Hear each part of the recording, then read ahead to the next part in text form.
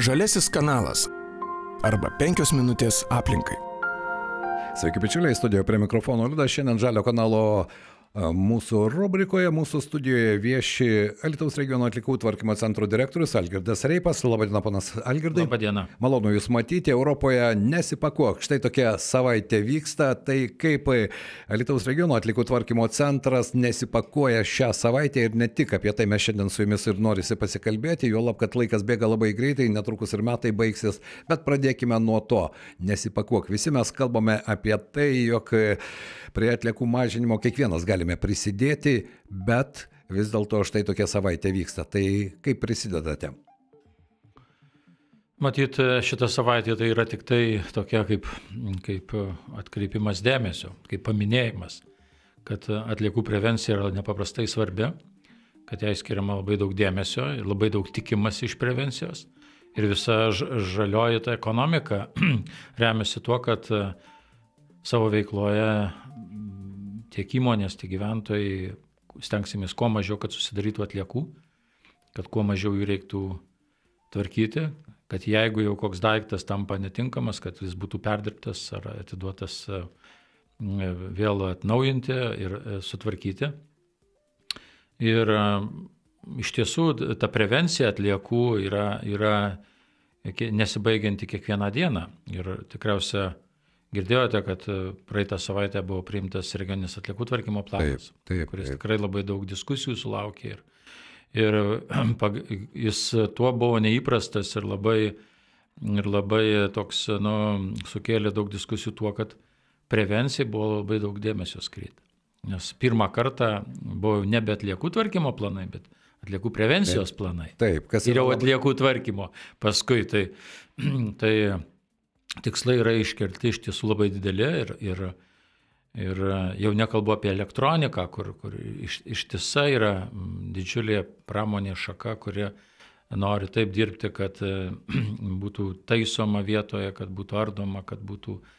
Tai matyt, mes čia nelabai ką galim pakeisti ir tie ateis produktai iš viršaus, bet daugybė yra galimybių tvarkyti ir mažinti atliekas vietoje.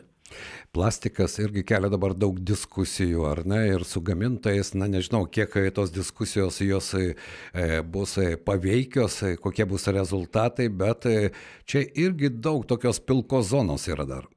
Pamenat, mes kažkurioje laidoje kalbėjom apie plastiką, kuris išleidžiamas, neperdirbamas, lieka ir už jį niekas neatsakinga. Tai mūsų tas pokalbis buvo toks pranašiškas ir Seimas vis tik tai ryžosi ir apmokestino visą pakuotinį plastiką, nesvarbu ar užduotis, neužduotis, reiškia visas, kuris bus neperdirbtas, yra apmokestinamas ir jau nebe mes mokėsim į ES biudžetą, bet gamintojai importuotojai. Ir iš karto kitas dėmesys tapo į tą plastiką, nes kai sukuriamas realus mechanizmas, tada gamintojai pradeda galvoti, ar jis perdirbamas, neperdirbamas, kiek už jį reikės mokėti.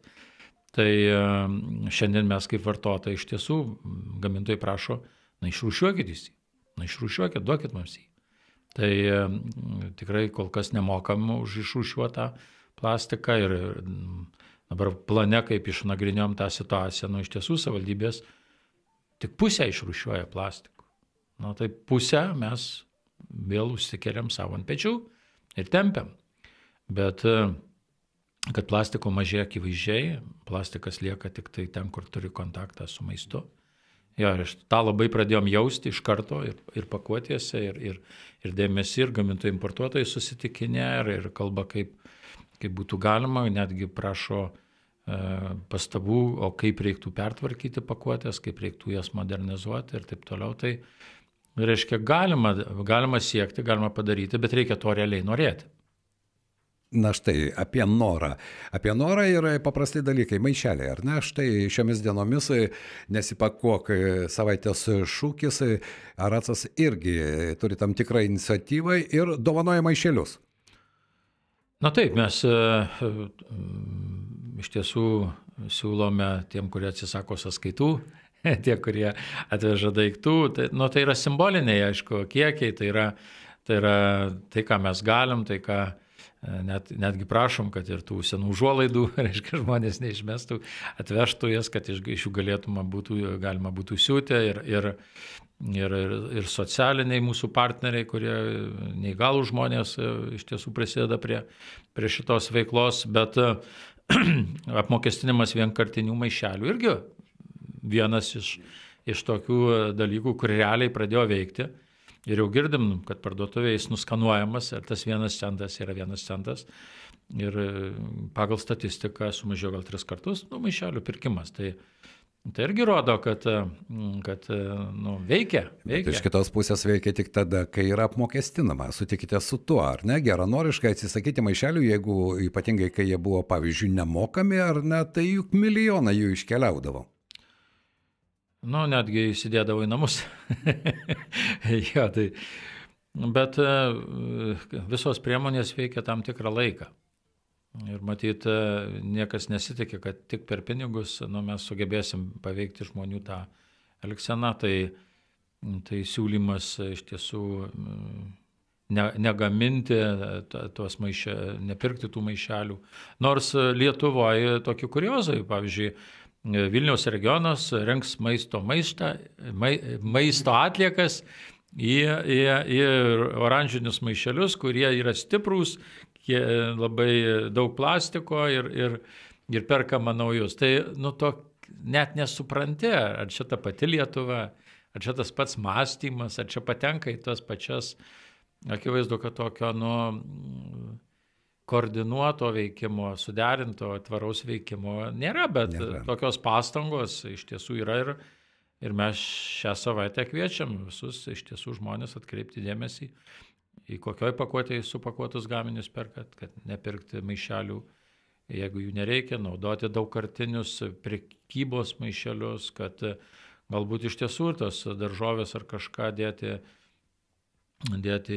be maišelių. Nors pastebėjom, kad prekybos centruose vis daugiau atsirado supakuotų. Taip.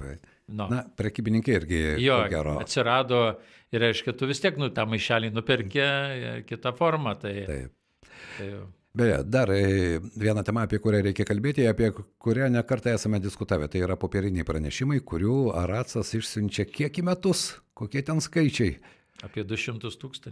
200 000. Tai kur čia tvarumas? Štai mes ir su kolegomis diskutavo ir jų argumentas buvo toks, kiek yra daug žmonių, kurie įpratę gauti tą popierinę sąskaitą, tą popierinį pranešimą, jie neturi interneto, jie nesinaudoja šiuolaikinėmis telekomunikacijomis, nors statistika rodo, jog besinaudojančių šiuolaikinėmis technologijomis, man rodos, artėja prie 90%, bet štai, kad tie žmonės bus diskriminuojami, nes jie turės mokėti už pranešimą. Kokia jūsų pozicija? Seniai mes jau keliam tą klausimą, kad matom daugelį paslaugų sferų, kur nebeliko jokių popierinių sąskaitų. Ir tom paslaugom naudojasi tie patys žmonės.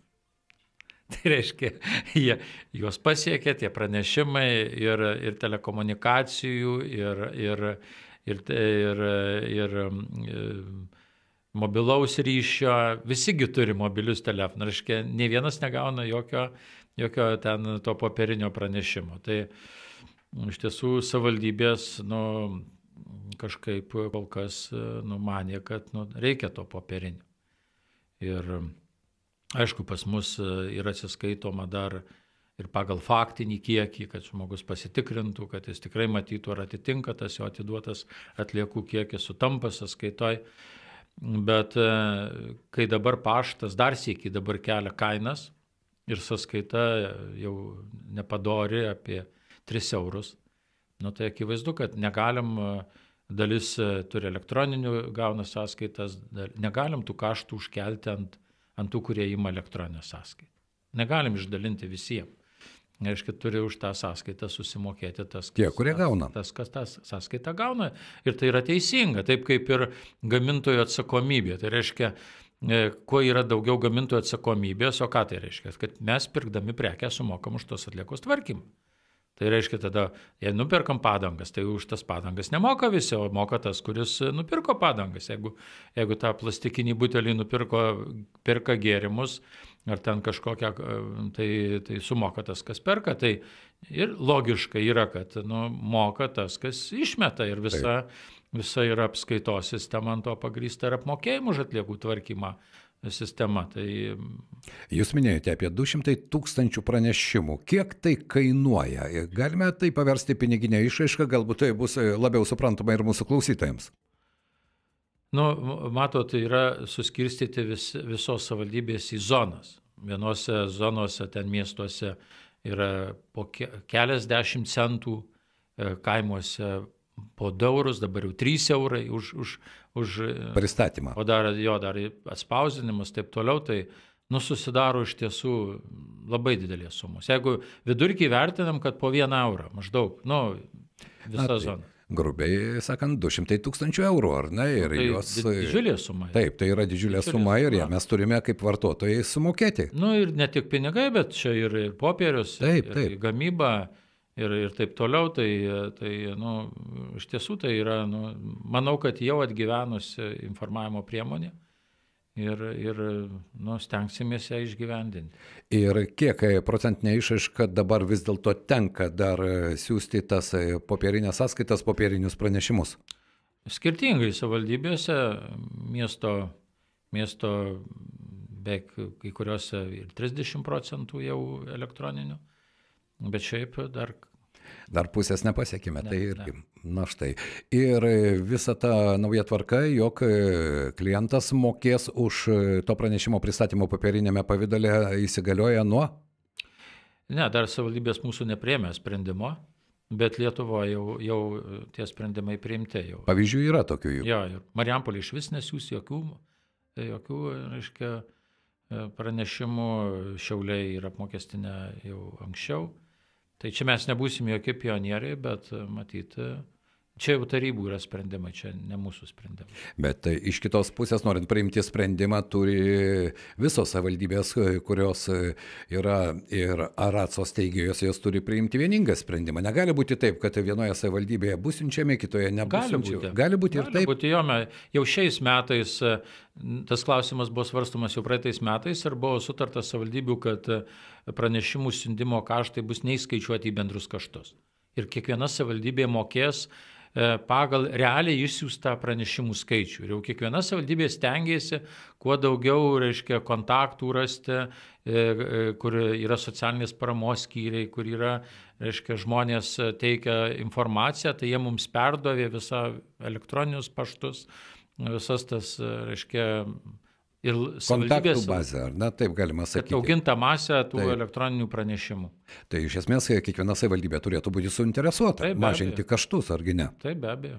Aš tikėjausi, galbūt tokiu būdu vis dėlto ta situacija pasikeis ir nereikės siųsti tos 200 000 pranešimų, nes pašto įkainiai irgi kitais metais jie auga kosminiu greičiu ir ko gero tai dar ne paskutinės lubos, kaip sakoma, ir tam tikrų išvadų reikia daryti kiekvienam iš mūsų naudotojų. Tie pranešimai turim atsiminti, kad tai nėra tik mokėjimo pranešimas. Žmonės gauna dar ir grafikus išvežimą.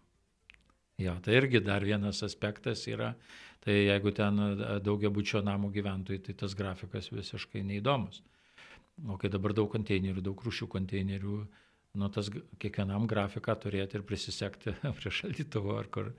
Yra svarbu. Kitas dalykas, kad dabar yra priimtas naujas valstybinės atliekų tvarkymo planas. Ir ten valstybė įpareigojo raštu pateikti gyventojui masę informacijos apie atliekų tvarkymą. Raštu. Tai mes irgi, sakom, tai netvaru.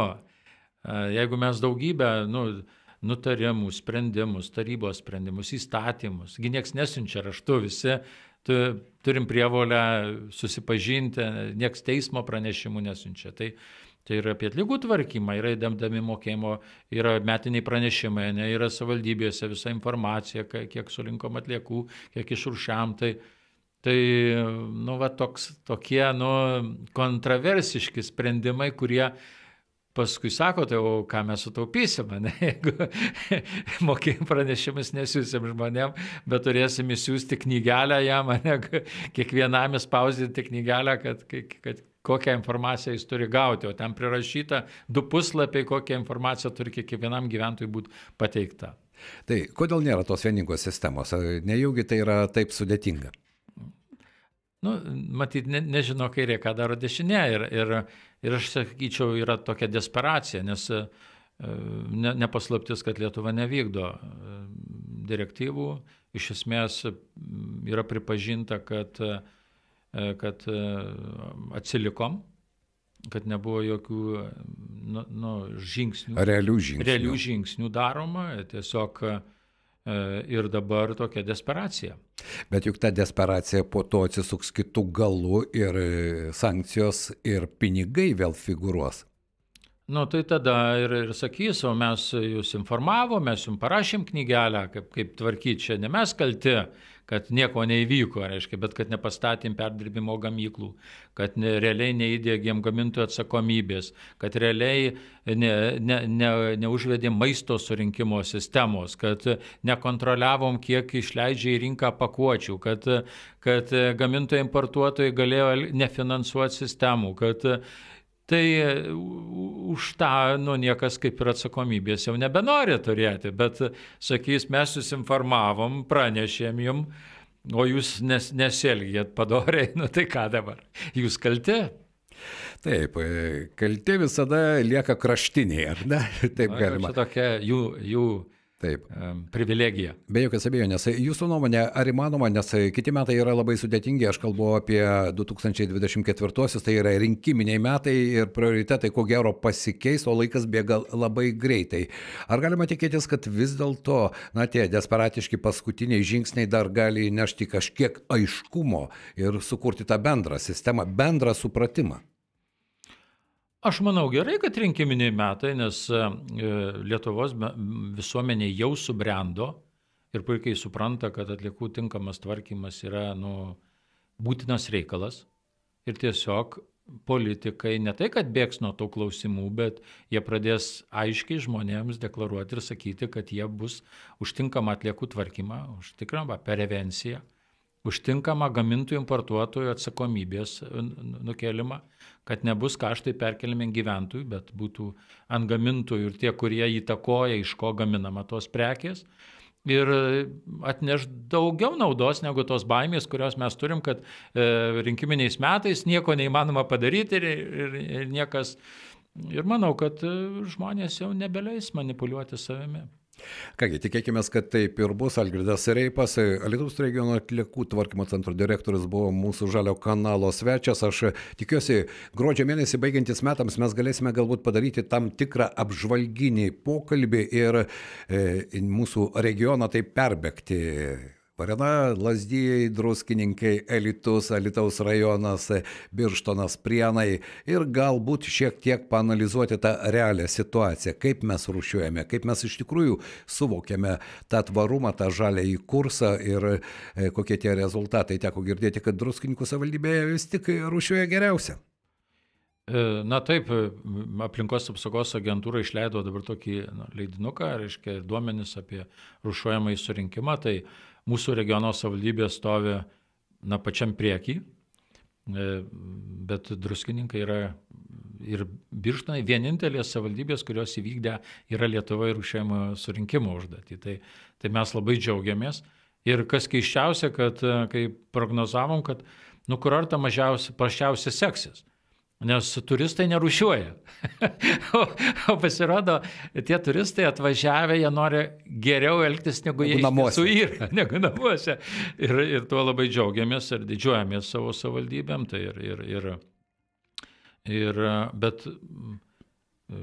Bet yra Lietuvoje tokia situacija, kad mes 60% išrūšiuojam, bet, pavyzdžiui, šitą Jonavos savivaldybė 15, gal 16%. Tik tai? Jo. Ir ten vadovauja savivaldybės asociacija, reiškia, meras. Tai reiškia tas požiūris į atliekų. Lyderystės trūkumas. Ir iš tiesų, kai asociacijai vadovavo gerbiamas Malinauskas, atliekų srityje labai daug buvo Lietuvoje padaryta. Iš tiesų, savivaldybių pozicija buvo labai girdima, buvo labai aiški ir labai didelių pokyčių įvyko. Taip. Apie pokyčius ir rezultatus gruodžio mėnesį tikrai pakalbėsime mūsų studijoje. Ačiū Jums šiandien. Dėkui. Algirdas Reipas, Alytaus regiono atliekų tvarkymo centro vadovas, buvo mūsų Žaliojo kanalo rubrikoje. Žaliasis kanalas arba 5 minutės aplinkai.